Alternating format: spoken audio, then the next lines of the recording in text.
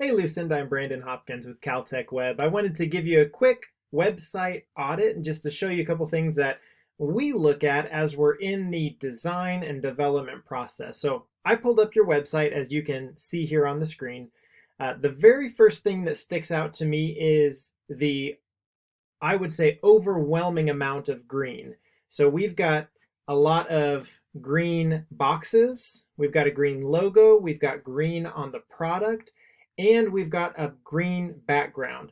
That's a little bit distracting, and what I would suggest we do is either try to draw some attention away from elements that you don't want people to focus on and try to draw them to what you do want them to focus on. And on your homepage here, on your landing page, what you want them to see is your products. Now, looking at your actual products, I can look at this picture and I can tell that these are misaligned. They're not straight. So I'm going to open this in a new tab just so we can kind of see.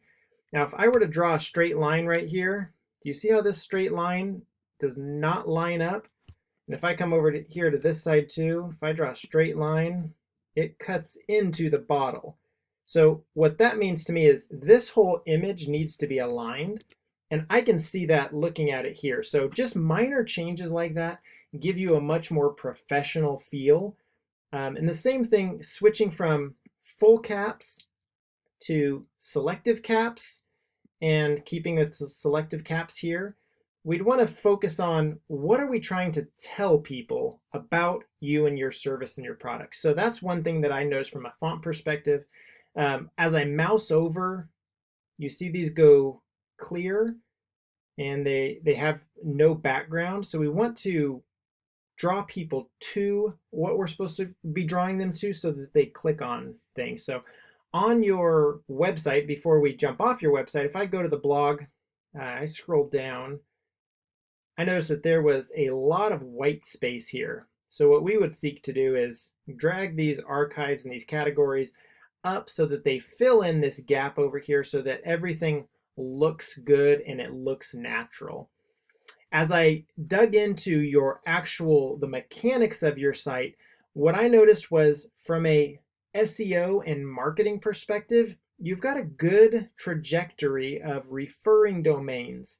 These are other websites that are pointing to your website, and this is good.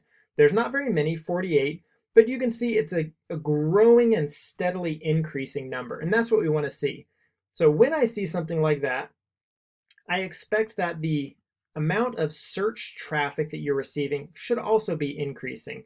And unfortunately, it's pretty flat. So what this is estimating is that you might get on a good month 9 total people from the search engines to your website. 9 total across a whole month. That is a very, very small amount. So the fact that you have good increasing links tells me that your off-site SEO is looking good, but there's a problem with your on-site SEO. One of the things that I look for immediately is broken links. This means, are you linking to another website that's broken or a page that's broken? So if I look here at this link, this is your 2018 Winter Olympians post. You have a link here for muscle inflammation. Now I click on that one. I'm going to jump over to that website and it's going to tell me that it is not found. So that's what's called a broken link. When Google sees that you have broken links, it tells Google that your website is not a trusted resource. So we would want to get all of those broken links fixed. One other thing about your on-site, so your specific site, it has a health score of 24 out of 100. If you look here, URLs, those are your pages with errors, are 25. Without errors are only 8. So about 75% of your pages have errors. We would want to go through and clean up all of the errors on those pages. And down here, it kind of shows me what all of your different errors are. Some are too slow, some you have no outgoing links, you're missing tags, they're orphaned pages. And so we look at all of those things as we're developing a new website to make sure that your website looks good in Google's eyes. Now, taking all of that into consideration, what does that practically mean? When I search Dr. Duffy Orlando, and I know Orlando's not necessarily a keyword, but it is an important one, I have to go to page, not one, not page two, I have to go to page three before I find your website. And that to me confirms that these broken links that are going to these 404 error pages here, the fact that 75% of your pages have errors, and then not even finding your site until page three tells me that Google does not trust your site, primarily because you have on-site errors.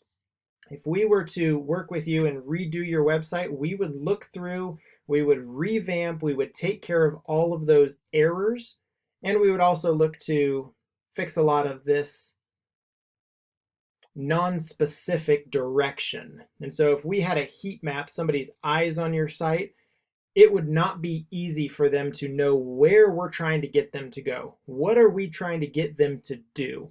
And that's also a very important thing. We call that a call to action. What action do we want your website visitors to take? Having clear calls to action will make them buy more product, feel more comfortable, and smoothly go through the checkout process. So, Lucinda, I hope that's helpful. Let us know if we can be of any more service, and we will be happy to help you.